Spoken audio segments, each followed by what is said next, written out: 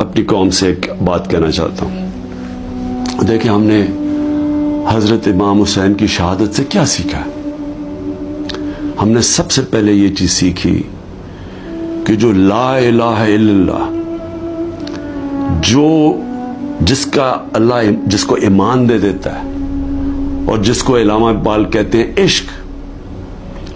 اور میں نے ایک علامہ اقبال کا فارسی میں نے ٹویٹ بھی کیا ہے، اور میں نے اس کو اپنی انسٹاگرام اور سارے فورمز پہ کہا ہے کہ وہ فارسی کا ہے لیکن اس میں انگریزی میں بھی اور اردو میں بھی پورا اس کا ترجمہ ہے.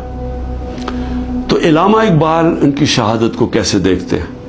اتنی خوبصورتی سے انہوں نے بتایا ہوا ہے کہ لا الہ الا اللہ کا مطلب آزادی، اور آزادی خوف سے بھی، آزادی اپنی میں سے بھی، اور وہ آتی ہے عشق اللہ سے عشق کرنے سے. اور وہ ہے جب لا الہ الا اللہ جب آپ اپنے ذہن میں دعویٰ کر دیتے ہیں، پھر آپ کسی کے سامنے نہیں جھکتے. تو جب پتا تھا کہ وہ پوری کی پوری فوج سامنے کھڑی ہے، پیچھے نہیں ہٹے، جھکے نہیں.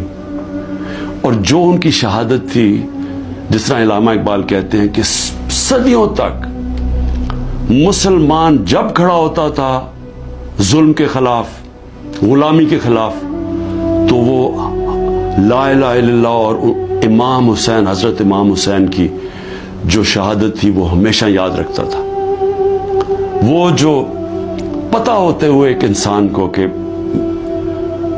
ہم جیت نہیں سکتے، یعنی کوئی میری موت ہے، میں یہ جو کھڑا ہوں اسٹینڈ کے اوپر تو میں زندہ نہیں رہوں گا، اس کے باوجود وہ عشق کتنا ہوتا ہے اوپر والے کے ساتھ کہ وہ کہتا ہے کہ میں یہ کوئی نہ سمجھے کہ میں خوف کے بت کی وجہ سے کسی کے سامنے جھک گیا ہوں. اور یہ ہوتا ہے کہ جو انہوں نے بیج بو دیے کہ ہمیشہ مسلمان دنیا میں ظلم کے سامنے جب لوگ کھڑے ہوتے ہیں تو ان کو یاد آتا ہے وہ اس قربانی کا.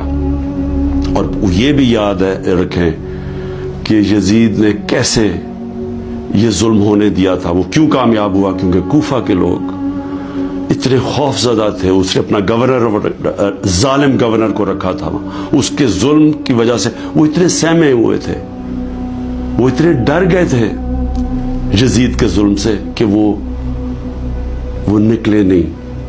انہوں نے اتنا بڑا ثانیہ اسلام کی تاریخ میں ہونے دیا، اور وہ ساری زندگی پچھتاتے رہے.